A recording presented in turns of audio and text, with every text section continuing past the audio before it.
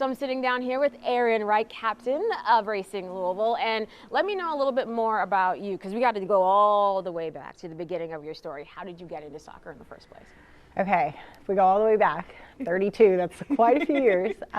So I started playing soccer when I was 4.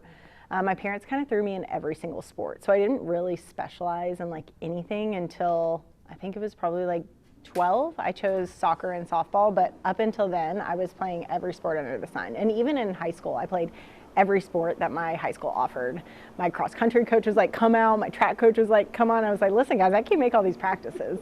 But I had a great time. You know, I loved being involved with all the different sports teams. I got to meet so many new friends, and I think that's kind of why I really enjoyed sport in the first place, is just the community that you get within it.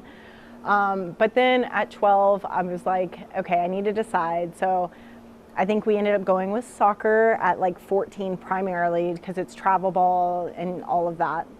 And then my mom was the one who pushed for it. My mom loved soccer. My dad did not. He wanted me to play softball, but I was like, listen, Dad, there's not enough running in softball, and I love to run. So anyways, chose soccer, and then my mom ended up getting diagnosed with cancer when I was 16. So I actually had these aspirations to go all the way to California. I wanted to do like the Southern girl that moves to the beach and lives there. But when my mom got diagnosed, my priorities kind of shifted. So I ended up staying close to home. I went to the University of Kentucky.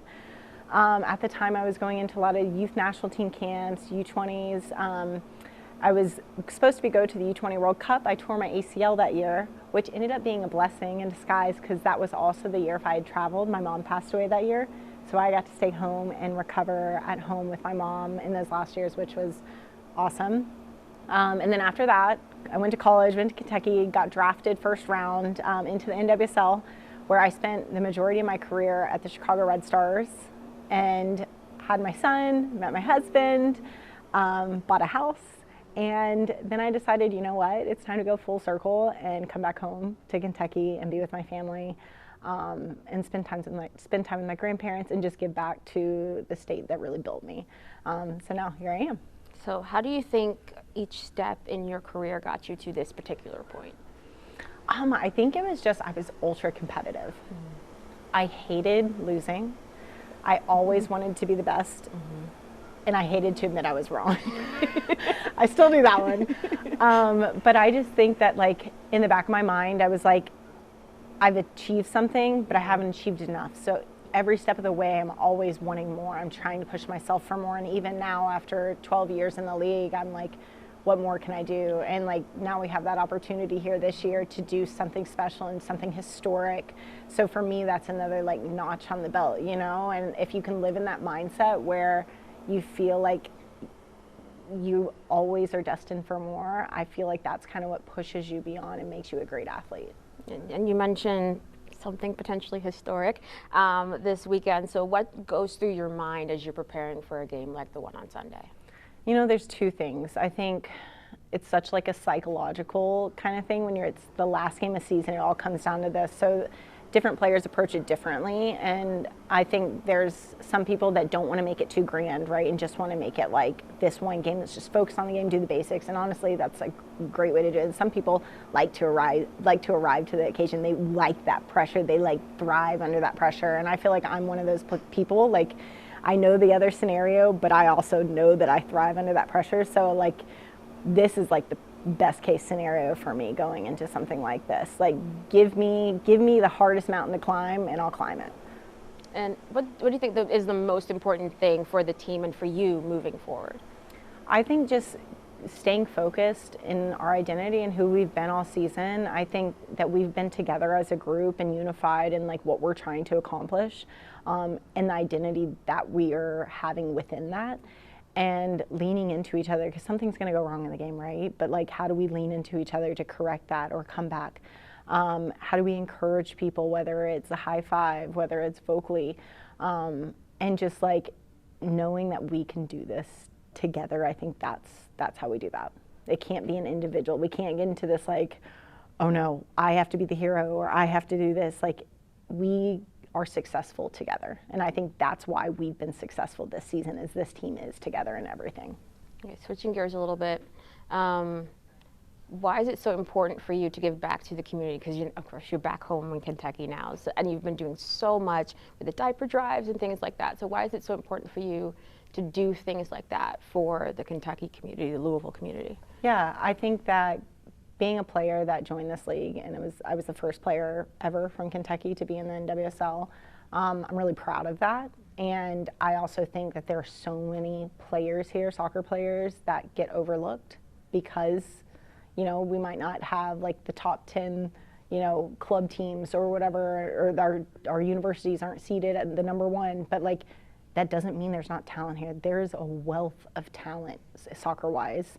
And I just feel like I want the world to see that. And if you can have a pro team here like we do, and they do so well, that just shows like how many people here in Kentucky love soccer, which means there's talent here. And there are great players that are coming out of Kentucky, and I think you're going to start to see that now that they have the academy and they can build through and they can come in and train with us at the highest level, and then these coaches' eyes are on them, right? And then you're going to start to see more Kentucky players in the league, and I think that's beautiful, and that's what I've strived for my whole career.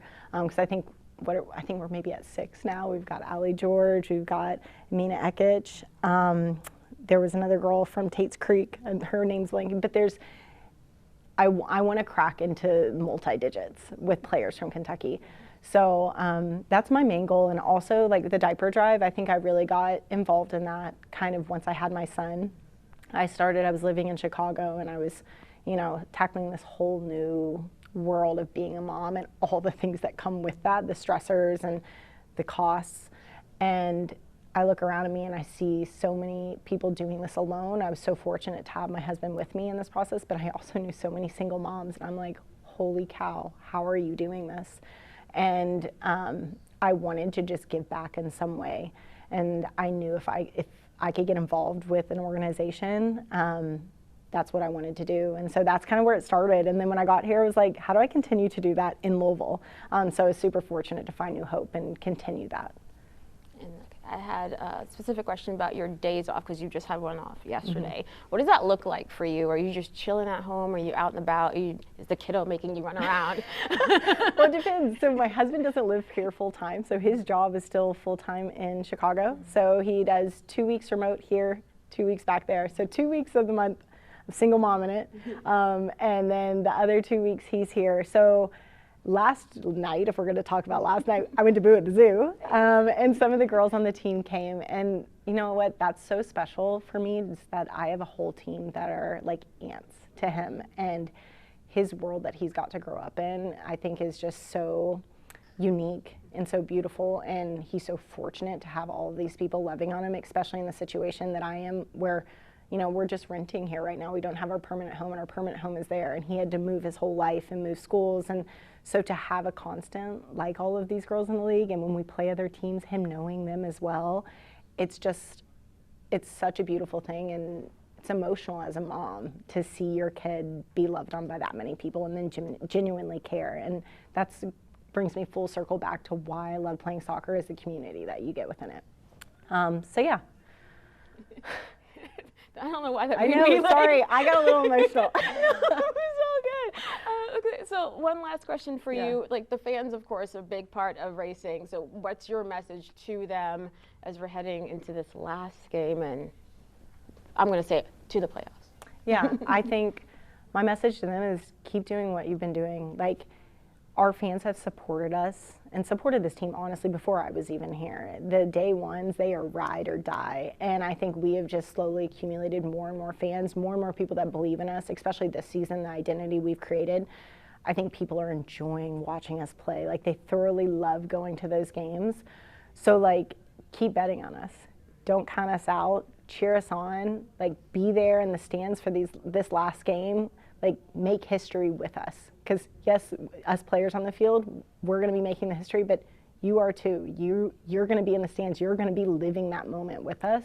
So do it for one more game, because after that, you get to do it one more time too. And we just keep going until we make it to the ship. It was awesome talking to you. Yeah, thanks so much. Yay.